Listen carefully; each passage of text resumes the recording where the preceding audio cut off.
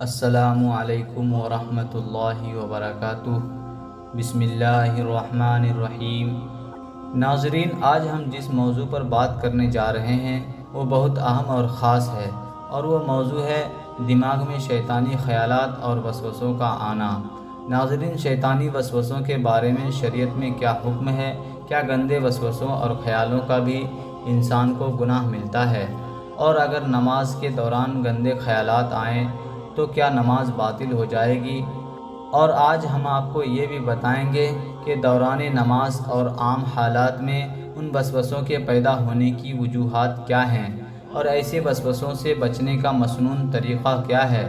اس حوالے سے احادیث مبارکہ اور حضرت علی رضی اللہ تعالی عنہ کا وہ فرمان بتائیں گے جس کی مدد سے آپ ان سے جان چھڑا سکتے ہیں، لیکن اس کے لیے یہ ویڈیو آخر تک ضرور دیکھیے گا۔ محترم ناظرین، وسوسہ بیماری کی ایک قسم ہے جو کہ شیطان کے انسان پر حاوی ہونے کی وجہ سے پیدا ہوتی ہے، یا پھر نفس امارہ کا جب غلبہ ہو تب وسوسے آتے ہیں۔ موجودہ دور میں منتشر بیماریوں میں سے وسوسہ بہت ہی خطرناک بیماری ہے۔ وسوسہ برے خیالات اور شکوک و شبہات کا نام ہے جسے شیطان انسان کے دل میں ڈالتا رہتا ہے۔ یہ وسوسہ کبھی عقیدہ کے متعلق ہوتا ہے، مثال کے طور پر یہ خیال آنا کہ کیا اللہ موجود ہے، اللہ کو کس نے پیدا کیا۔ کبھی عبادات جیسے صلاۃ اور طہارت میں شک کے طور پر ہوتا ہے، تو کبھی موہوم بیماریوں سے خوف اور ان کے بارے میں فکر مندی سے متعلق ہوتا ہے۔ نیز مختلف حوالوں سے انسان وسوسوں کا شکار رہتا ہے۔ کبھی یہ ہوتا ہے کہ نماز کی تکبیر تحریمہ ہوتے ہی ہم خیالوں کی وادی میں جا نکلتے ہیں۔ پھر ہوش تب آتا ہے جب امام صاحب سلام کی صدائیں لگا رہے ہوتے ہیں۔ یہ بھی پیش آتا رہتا ہے کہ ہمیں اپنے عقائد اور شعار دین وغیرہ کے بارے میں شک سا گزرنے لگتا ہے، تب ہم سہم کے رہ جاتے ہیں، ہمیں اپنا ایمان خطرے سے دوچار محسوس ہوتا ہے۔ تو دوستو، اب سوال یہ پیدا ہوتا ہے کہ یہ وسوسے پیدا کیوں ہوتے ہیں؟ ان وسوسوں کی الجھن میں ہمارے لیے اسلام میں کیا حکم ہے؟ آئیے شریعت اور سنت کی روشنی میں اس الجھن کی سلجھن دریافت کرتے ہیں۔ حضرت ابو ہریرہ رضی اللہ تعالیٰ عنہ کہتے ہیں کہ رسول اللہ صلی اللہ علیہ وآلہ وسلم کے صحابہ میں سے کچھ لوگ آئے اور انہوں نے عرض کیا، یا رسول اللہ، ہم اپنے دلوں میں ایسے وسوسے پاتے ہیں جن کو بیان کرنا ہم پر بہت گراں ہے۔ ہم نہیں چاہتے کہ ہمارے اندر ایسے وسوسے پیدا ہوں اور ہم ان کو بیان کریں۔ آپ نے فرمایا، کیا تمہیں ایسے وسوسے ہوتے ہیں؟ انہوں نے کہا، ہاں۔ آپ نے فرمایا، یہ تو عین ایمان ہے۔ یعنی نبی کریم صلی اللہ علیہ وآلہ وسلم نے وسوسوں کو عین ایمان قرار دیا ہے کہ انسان اسے برا سمجھتا ہے جو وسوسے اسے آتے ہیں۔ جیسا کہ کسی صحابی نے وسوسہ کی شکایت کی تو آپ صلی اللہ علیہ وآلہ وسلم نے فرمایا، اللہ اکبر، اللہ اکبر، شکر ہے اس اللہ کا جس نے شیطان کے مکر کو وسوسہ بنا دیا۔ یہ وسوسے کبھی اللہ کی طرف سے سزا کے طور پر ہوتے ہیں، جیسا کہ ارشاد ربانی ہے، اور جو میری یاد سے روگردانی کرے گا اس کی زندگی تنگی میں رہے گی۔ تو کبھی اللہ کی طرف سے آزمائش ہوتی ہے تاکہ اس کے گناہوں کی مغفرت اور برائیوں کا کفارہ ہو جائے۔ نبی کریم صلی اللہ علیہ وآلہ وسلم کا ارشاد ہے، مسلمان کو کوئی تکلیف و پریشانی، بیماری، فکر و غم اور مصیبت نہیں لاحق ہوتی، یہاں تک کہ جو کانٹا اسے چبھتا ہے، مگر اللہ ان کے ذریعہ اس کے گناہوں کو مٹا دیتا ہے۔ برے خیالات اصل میں ہمارے برے کردار کا نتیجہ ہیں۔ اگر ہم نیک کام کریں گے تو خیالات بھی نیک ہوں گے، تو اچھے خیالات پیدا کرنے کے لیے برائی کو ترک کرنا پڑے گا اور اچھائی کو اپنانا ہوگا۔ اور اللہ تعالیٰ کا ہمارے اوپر کتنا بڑا احسان ہے کہ وہ مالک ہمارے برے خیالات پر مواخذہ نہیں کرتا جب تک کہ ہم برائی کا ارتکاب نہ کر لیں۔ لیکن اگر خیالات اچھے ہوں، انہیں عملی جامہ نہ بھی پہنا سکیں، تو بھی اللہ کی طرف سے اس پر ہمارے لیے نیکیاں لکھی جاتی ہیں۔ حضرت ابو ہریرہ رضی اللہ تعالیٰ عنہ سے روایت ہے کہ رسول اللہ صلی اللہ علیہ وآلہ وسلم نے فرمایا، بے شک اللہ نے میری امت کے ان وسوسوں سے درگزر فرمایا ہے جو سینوں میں پیدا ہوتے ہیں، جب تک لوگ ان پر عمل نہ کریں یا زبانی اظہار نہ کریں۔ ناظرین، وسوسے کی دو قسمیں ہیں۔ نمبر 1، جو بغیر اختیار کے خود بخود دل میں پیدا ہو جاتا ہے، جس میں آدمی کا ذاتی ارادہ شامل نہیں ہوتا۔ یہ وسوسہ تمام شریعتوں میں قابل معافی ہے۔ نمبر 2، اپنے اختیار اور ذاتی ارادے کے ساتھ دل میں برائی کا تصور پیدا کرنا۔ یہ وسوسہ شریعت محمدیہ میں اس وقت تک قابل معافی ہے جب تک اس وسوسے والا زبانی اظہار یا جسمانی عمل نہ کر دے۔ اور ایک دوسری روایت میں حضرت ابو ہریرہ رضی اللہ تعالی عنہ سے روایت ہے کہ رسول اللہ صلی اللہ علیہ وآلہ وسلم نے ارشاد فرمایا، اللہ تعالیٰ ان فرشتوں سے فرماتا ہے کہ جب میرا کوئی بندہ برائی کرنے کا ارادہ کرے تو اسے اس کے خلاف اس وقت تک نہ لکھو جب تک کہ وہ اس سے سرزد نہ ہو جائے۔ اگر وہ اس برائی کا ارتکاب کر لے تو اسے ایک ہی گناہ لکھو، اور اگر اس نے اسے میری خاطر چھوڑ دیا تو اس کے لیے ایک نیکی لکھ دو۔ اور جب وہ نیکی کرنے کا ارادہ کرے لیکن اسے نہ کر سکے تو اس کے حصے میں ایک نیکی لکھ دو۔ پھر اگر وہ نیکی کر لے تو اس کے لیے 10 سے 700 گنا تک لکھو۔ اسی طرح ایک اور حدیث میں مذکور ہے، ابو امامہ رضی اللہ تعالی عنہ بیان کرتے ہیں کہ نبی کریم صلی اللہ علیہ وآلہ وسلم نے فرمایا کہ بائیں طرف والا فرشتہ غلطی کرنے والے مسلمان سے 6 گھنٹے تک قلم اٹھائے رکھتا ہے، تو اگر وہ اپنے کیے پر نادم ہو اور اللہ تعالیٰ سے استغفار کرے تو اسے ختم کر دیتا ہے، اگر نہ کرے تو ایک گناہ لکھ دیتا ہے۔ ناظرین، یہ دھیان رہے کہ شیطانی وسوسے سے نماز باطل نہیں ہوتی، نماز اپنی جگہ درست ہے، بھلے جیسے بھی خیالات آتے رہیں۔ اس لیے اس وسوسے سے پریشان ہو کر نماز چھوڑ دینا بہر صورت غلط ہے، کیونکہ نماز دین کا ستون ہے اور اسے قائم کیے بغیر ہم مسلمان نہیں ہو سکتے۔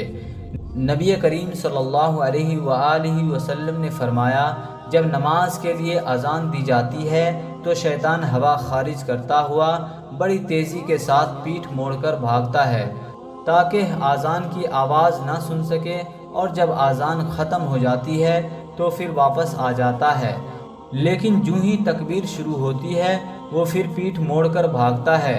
جب تکبیر بھی ختم ہو جاتی ہے تو شیطان دوبارہ آ جاتا ہے اور نمازی کے دل میں وسوسے ڈالتا ہے، کہتا ہے کہ فلاں بات یاد کر، فلاں بات یاد کر۔ ان باتوں کی شیطان یاد دہانی کراتا ہے جن کا اسے خیال بھی نہ تھا، اور اس طرح اس شخص کو یہ بھی یاد نہیں رہتا کہ اس نے کتنی رکعتیں پڑھی ہیں۔ ناظرین، آئیے اب جانتے ہیں کہ نماز اور عام حالات میں شیطانی وسوسوں سے کیسے بچا جائے۔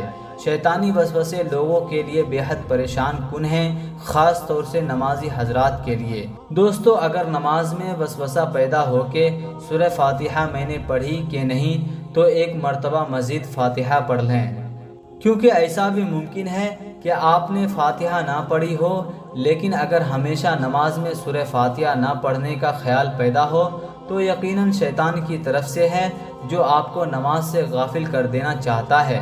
یہی چیز اور کوئی ذکر یا دعا پڑھنے یا نہ پڑھنے کے متعلق منطبق کر سکتے ہیں، اور اگر آپ کے دل میں ایک سجدہ کم کرنے یا ایک رکعت کم یا زیادہ کرنے کا خیال آ رہا ہے تو یہ شک کا معاملہ ہے۔ یہاں یقین پر اعتماد کرتے ہوئے صرف ایک ہی سجدہ شمار کریں اور ایک سجدہ مزید کریں۔ آخر میں سلام پھیرنے سے پہلے سجدہ سہو بھی کر لیں۔ اگر آپ کے ساتھ ایسا معاملہ اکثر ہوتا ہے تو ہلکی تیز آواز کے ساتھ تکبیر کہا کریں، حتیٰ کہ سجدہ میں جاتے ہوئے بھی، تاکہ آپ کو معلوم ہو کہ میں ابھی ایک سجدہ کر لیا ہوں، اب دوسرا کرنا ہے۔